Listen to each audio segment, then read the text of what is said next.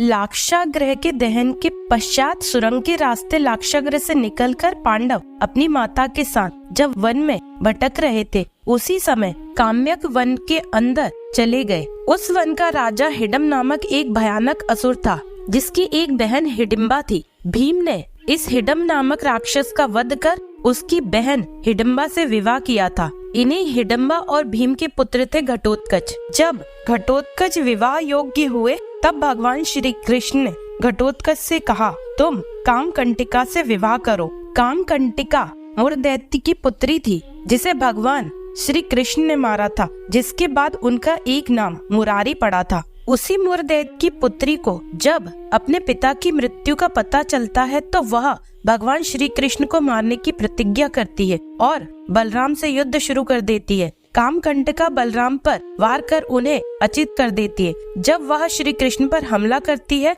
तो उसका कोई भी अस्त्र श्री कृष्ण को हानि नहीं पहुंचा पाता। श्री कृष्ण कामकंटिका को मारने के लिए जैसे ही सुदर्शन का आह्वान करते हैं, तो माँ कामाख्या देवी वहां आकर श्री कृष्ण से कामकंटिका का वध करने से रोकती है। कामकंटिका को देवी माँ बताती है कि श्री कृष्ण स्वयं भगवान विष्णु है। कामकंटिका माता की बात सुनकर श्री कृष्ण से क्षमा मांगती है। श्री कृष्ण उसे माफ कर देते हैं और उसे वरदान देते हुए कहते हैं कि तुम ऐसे पुत्र को जन्म दोगी जो भविष्य में अजय होगा और महान तपस्वी के साथ महान योद्धा भी होगा, जो धर्म और महान शक्ति का संगम होगा। कामकंटिका एक बेहद शक्तिशाली और वीर योद्धा थी। वह माता कामाख्या की परम भक्त थी। उसने माता कामाख्या की तपस्या करके कई शक्तियां और अस्त्र शस्त्र हासिल किए थे। कामकंटिका ने प्रतिज्ञा ले रखी थी कि जो भी उसे युद्ध में और बुद्धि बल में हरा देगा, वह उसी से विवाह करेगी।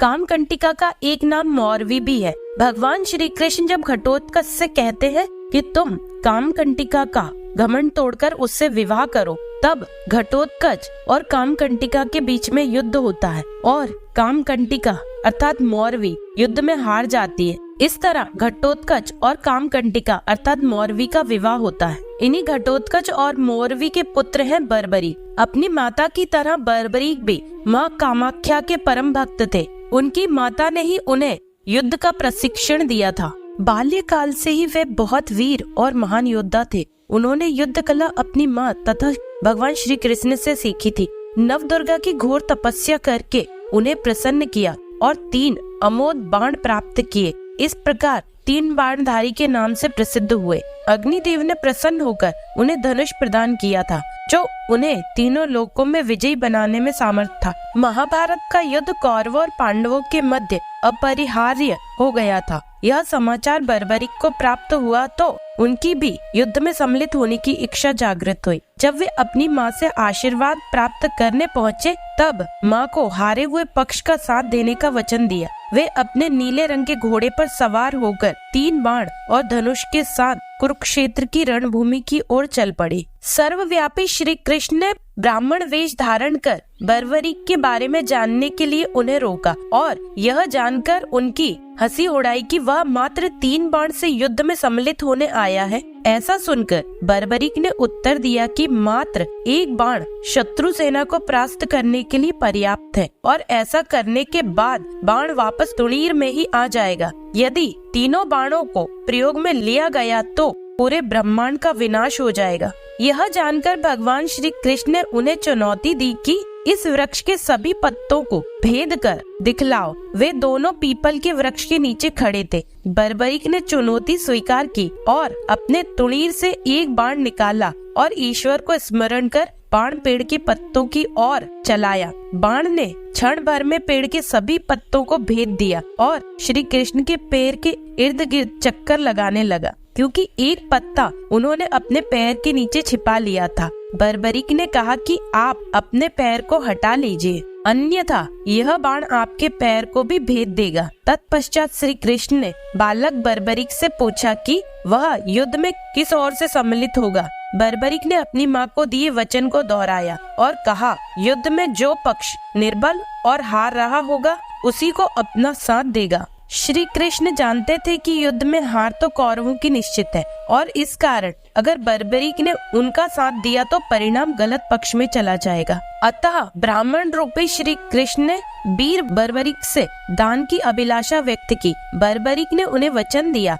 और दान मांगने को कहा। ब्राह्मण ने उनसे शीश का दान मांगा। वीर बर्बरीक क्षण भर के लिए अचंभित हुए, परंतु अपने वचन से अडिग नहीं हो सकते थे। वीर बर्बरीक बोले, एक साधारण ब्राह्मण इस तरह का दान नहीं मांग सकता। अतः ब्राह्मण से अपने वास्तविक रूप से अवगत कराने की प्रार्थना की। ब्राह्मण रूपी श्री कृष्ण अपने वास्तविक रूप में आ गए। श्री कृष्ण ने बर्बरीक को शीश दान मांगने का कारण समझाया कि युद्ध आरंभ होने से पूर्व रणभूमि पूजन के लिए तीनों लोकों में सर्वश्रेष्ठ क्षत्रिय के शीश की आहुति देनी होती है, इसलिए ऐसा करने के लिए वे विवश थे। बर्बरीक ने उनसे प्रार्थना की कि वे अंत तक युद्ध देखना चाहते हैं। श्री कृष्ण ने उनकी यह प्रार्थना स्वीकार कर ली। श्री कृष्ण ने इस बलिदान से प्रसन्न होकर बर्बरीक को युद्ध में सर्वश्रेष्ठ वीर की उपाधि से अलंकृत किया। उनके शीश को युद्ध भूमि के समीप ही एक पहाड़ी पर सुशोभित किया गया, जहां से बर्बरीक संपूर्ण युद्ध का जायजा ले सकते थे। फाल्गुन माह की द्वादशी को उन्होंने अपने शरीर का दान दिया था, अतः इस प्रकार वे शीश के दानी कहलाए। महाभारत युद्ध की समाप्ति पर पांडवों में ही आपसी विवाद होने लगा कि युद्ध में विजय का श्रेय किसको जाता है। श्री कृष्ण ने उनसे कहा, बर्बरीक का शीश संपूर्ण युद्ध का साक्षी है, अतः उनसे बेहतर निर्णायक भला कौन हो सकता है। सभी इस बात से सहमत हो गए और पहाड़ी की ओर चल पड़े। वहां पहुंचकर बर्बरीक के शीश ने उत्तर दिया कि श्री कृष्ण ही युद्ध में विजय प्राप्त कराने में सबसे महान पात्र है। उनकी शिक्षा, उपस्थिति, युद्ध नीति ही निर्णायक थी। उन्हें युद्ध भूमि में सिर्फ उनका सुदर्शन चक्र घूमता हुआ दिखाई दे रहा था, जो शत्रु सेना को काट रहा था। महाकाली कृष्ण के आदेश पर शत्रु सेना के रक्त से भरे प्यालों का सेवन कर रही थी।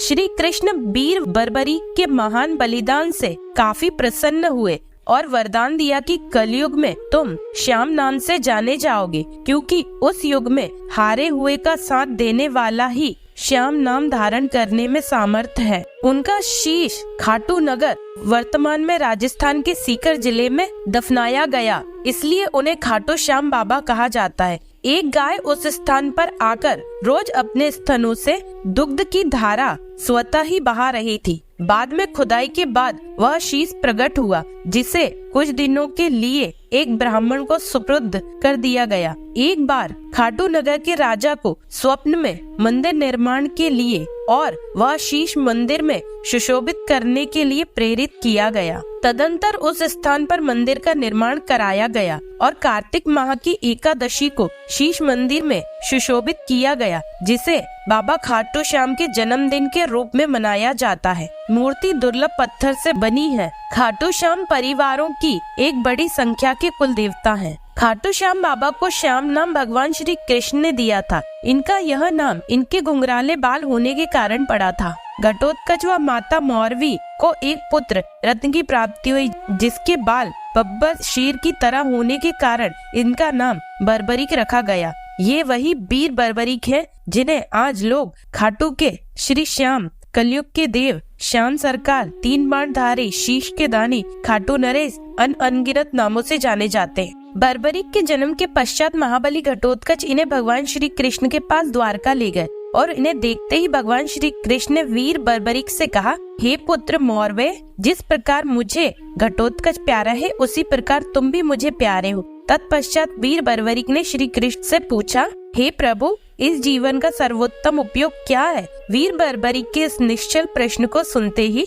भगवान श्री कृष्ण ने कहा, हे पुत्र, इस जीवन का सर्वोत्तम उपयोग परोपकार व निर्बल का साथी बनकर सदैव धर्म का साथ देने से है। अतः तुम महिसागर क्षेत्र, गुप्त क्षेत्र में नवदुर्गा की आराधना कर शक्तियाँ अर्जित करो। श्री कृष्ण के कहने पर बालक बर्बरीक ने भगवान को प्रणाम किया। श्री कृष्ण ने उनके सरल हृदय को देखकर बर्बरीक को सहृदय नाम से अलंकृत किया था। तत्पश्चात बर्बरीक ने समस्त अस्त्र शस्त्र विद्या हासिल कर महिसागर क्षेत्र में 3 वर्ष तक नवदुर्गा की आराधना की। सच्ची निष्ठा और तप से प्रसन्न होकर भगवती जगदम्बा ने वीर बर्बरीक के सम्मुख प्रकट होकर 3 बाण एवं कई शक्तियाँ प्रदान की, जिससे 3 लोक पर विजय प्राप्त की जा सकती थी। यहाँ उन्हें चंडील नाम मिला। माँ जगदम्बा ने वीर बर्बरी को उसी क्षेत्र में अपने परम भक्त विजय नामक एक ब्राह्मण की सिद्धि को संपूर्ण करवाने का निर्देश देकर अंतर्ध्यान हो गई। जब विजय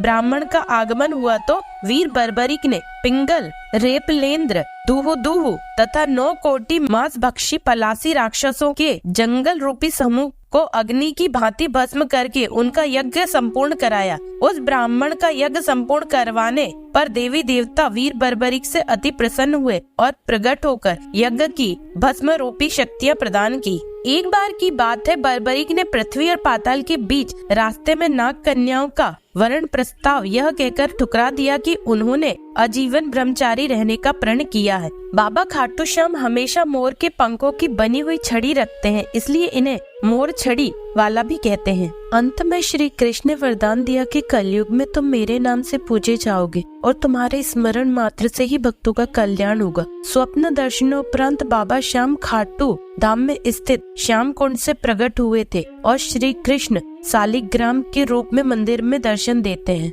बाबा खाटू श्याम जन्म महोत्सव की हार्दिक शुभकामनाएं। जय बाबा खाटू श्याम की।